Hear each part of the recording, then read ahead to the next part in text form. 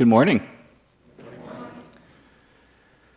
I spend a lot of time in the car these days running my shuttle service for 3 kids, and so I listen to a lot of Audible books.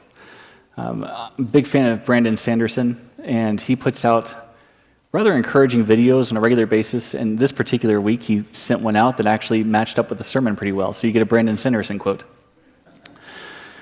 He said that when we look back at our past, especially our youth, we think of the golden days when things were better.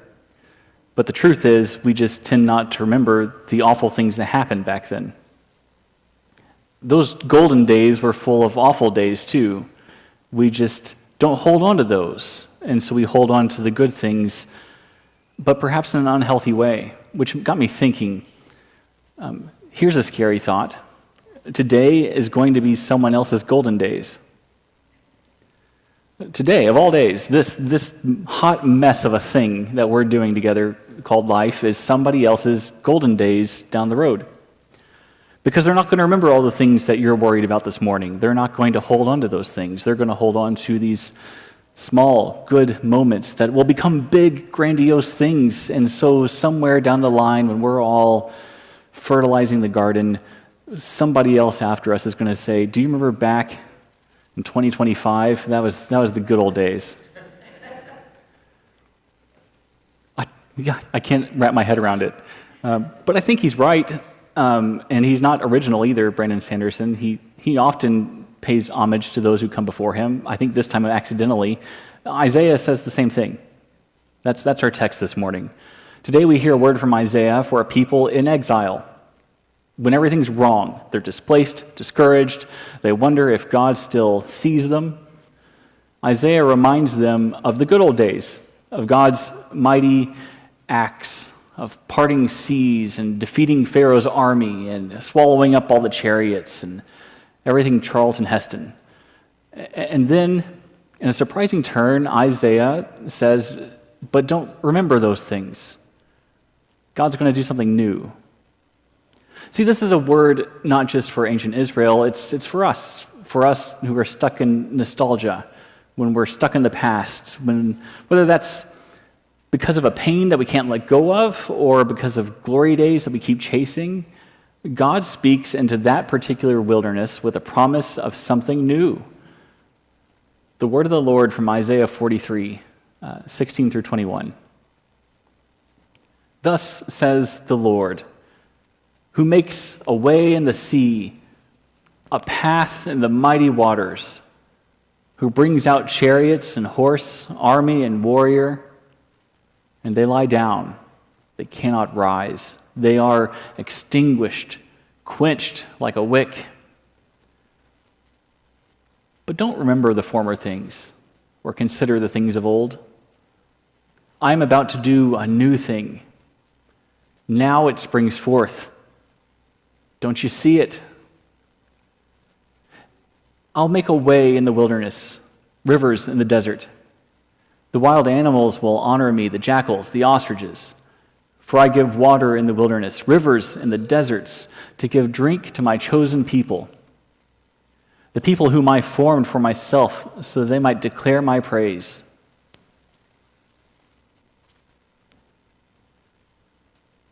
Isaiah speaks to a people who have lost nearly everything. Not quite everything, but just shy of. Jerusalem is gone. No stone stands on top of another. The temple is destroyed. They are in exile, far from home, and far, it seems, from God. These are the descendants of those who were once delivered from the Red Sea. These are the descendants of Abraham, Isaac, and Jacob, the children of the promise. They remember, or at least they've heard, the stories. The good old days of how God made a way through the waters, how God crushed Pharaoh's chariots and brought them into freedom. These stories are sacred in exile. They're part of their identity. They're also a dangerous hope as they look at their new captives and think about Pharaoh, as they look at their new rivers, their new boundaries, and think about the Red Sea. So when Isaiah begins this poem of his by invoking this mighty past, "Thus says the Lord who makes a way in the sea," the audience would likely feel at least a flicker of hope. If they could afford it, just a little spark before the shock. Don't remember those days. Something new is coming. It's not about the past. Not that the past doesn't matter. It does. But Isaiah seems to be saying, just don't get stuck there. Don't assume that God is limited to what God has done before. This is not just the God of who was. This is also the God of who is and is to come. Who was just a third of that. The past is just a small fraction of what's happening and what's going to happen. And that's a hard message for people who feel adrift. When nothing feels secure, we tend to cling to what once was. When your future is uncertain, where do you go? You go back to your past. You go back to the comforts that you know, the things that you trust, the things that don't change, right? That's the good thing about the past. It doesn't really change. We want deliverance, and we want it to look like it used to. We want something clear, something dramatic, something powerful, and instead God speaks of a way through a wilderness and rivers and deserts. And that's not a return to Egypt. It's not a repeat of Exodus. It's something new. New characters, new players, new plot lines, new geography. It's new. But can the people see it? Can they trust that God is still God, even when the path forward looks different? We may not be living in a literal exile, but we know what it feels like to be caught between what was and what will be, to be a people in the middle. Life doesn't stay the same. Jobs change, families shift, churches evolve, dreams fall apart. Even our own sense of identity feels uncertain these days.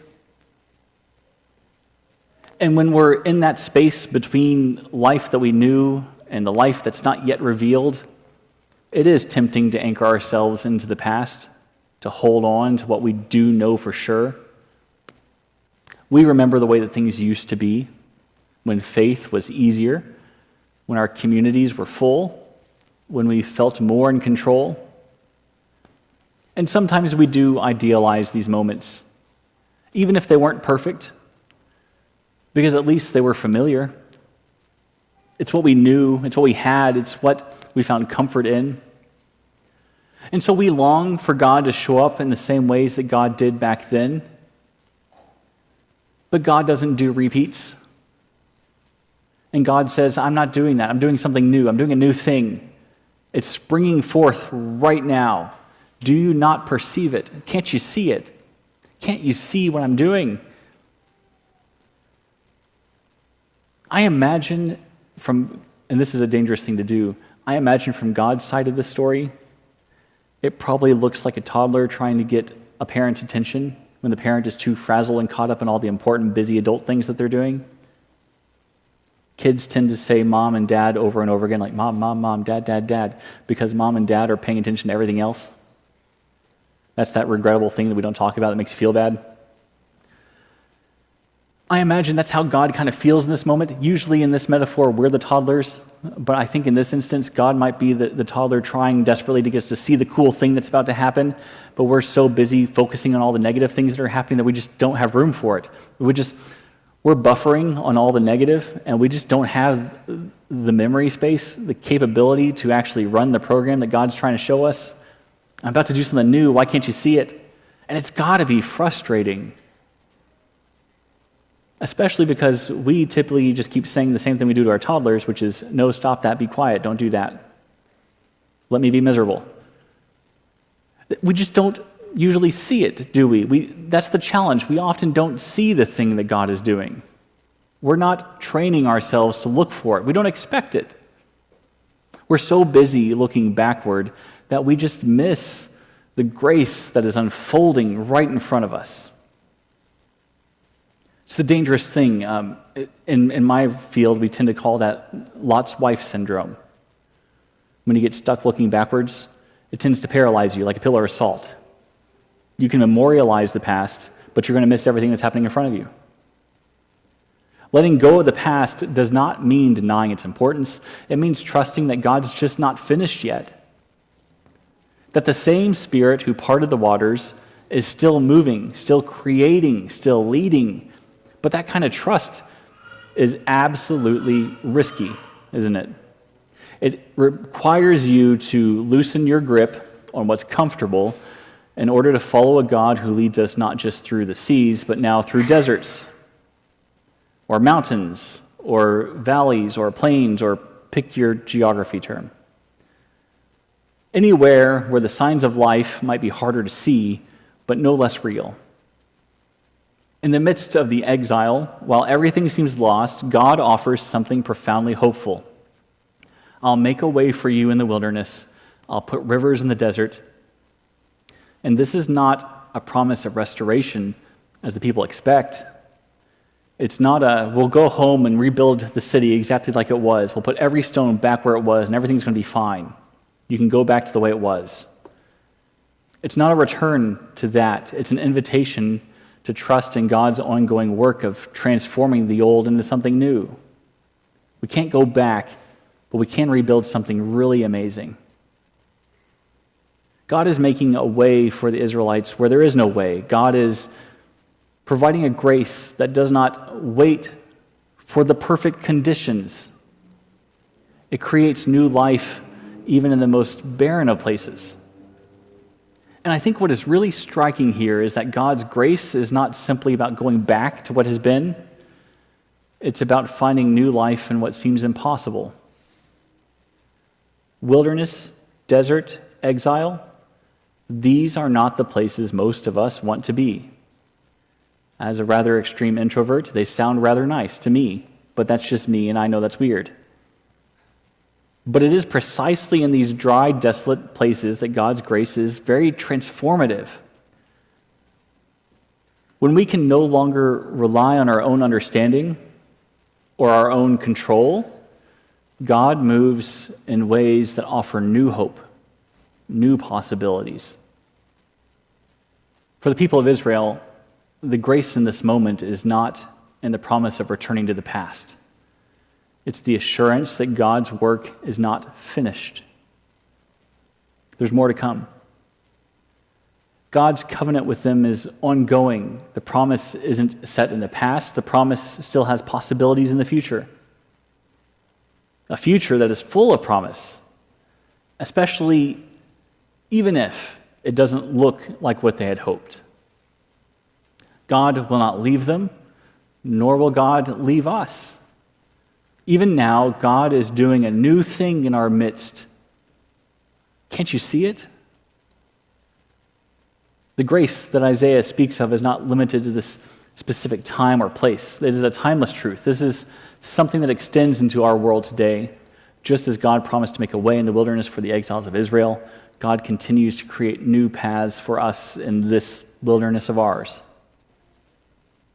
In the midst of our uncertainty, of our loss, of our struggle, God is still working to bring life, healing, renewal, something new. But how do we see this new thing in the world around us? It's often not in the grand, sweeping gestures that we expect. It's in the small things, the small acts of faithfulness and hope that are happening every day. In communities coming together to care for the hurting, in individuals who choose forgiveness over bitterness, in churches that step out of old patterns to engage with their neighborhoods in new ways, in families that find moments of vulnerability with one another, choosing to trust God with what lies ahead. It's going to look exactly like it never has before. That's the thing about new. It just doesn't look like what you want, what you expect, what you were looking for. Paul says the same thing, echoing Isaiah. Paul was a big Isaiah fan. He quotes Isaiah left and right. If we were going to take Paul to court in high school for plagiarism, Isaiah was his source material. Paul speaks in Philippians of pressing on toward a goal. In order to press on toward that goal, you have to forget what lies behind. You have to reach for what is ahead. And that's not a call to reject the past. It is a call to not let the past define our present. We are invited to let go of what holds us back so that we can fully embrace the new thing that God is doing. God's works of grace are always unfolding before us. It just requires us to open our eyes and our hearts to look forward and see it. God is not finished with this place yet. God is not finished with you yet. Believe it or not, God is not finished with all the things that are happening around us yet.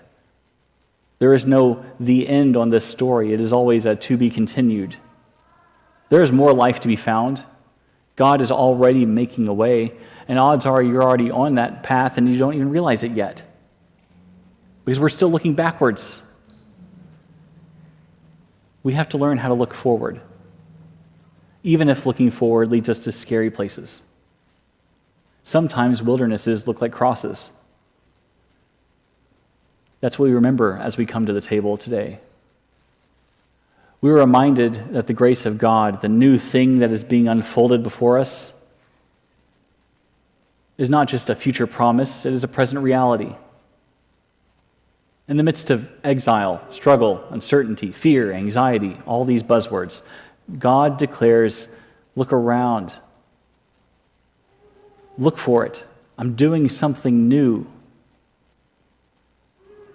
The ultimate new thing, the greatest act of grace, was the gift of Christ, the one who made a way for us to be reconciled with God. To get there, though, was a path that led to a cross. And nobody saw that one coming. I mean, he told his disciples, he told his friends, his family, he told everyone he could think of, I'm going to die. Don't worry, 3 days later I'll come back. He declared the new thing to them and said, watch this. And they didn't see it coming. They didn't perceive it. They just couldn't wrap their heads around it. This new thing that God was going to do, this new covenant that God was going to cut. The one who made a way for us to be reconciled with God, not through our own efforts, but through his own sacrifice. So as we break bread together, as we share the cup, that's us participating in the new thing that God has done. This meal is a reminder that the past, though always important, does not define us. We are invited to receive new life that Christ offers, a life that transforms, a life that heals, renews, and takes us to strange, unexpected, amazing places. So I hope that you come with me to the table with open hearts, trusting that in this moment that God is continuing to do a new thing. With all of this, something good is coming. Can you see it? We got to look for it. And we start at the table. Let's stand and sing.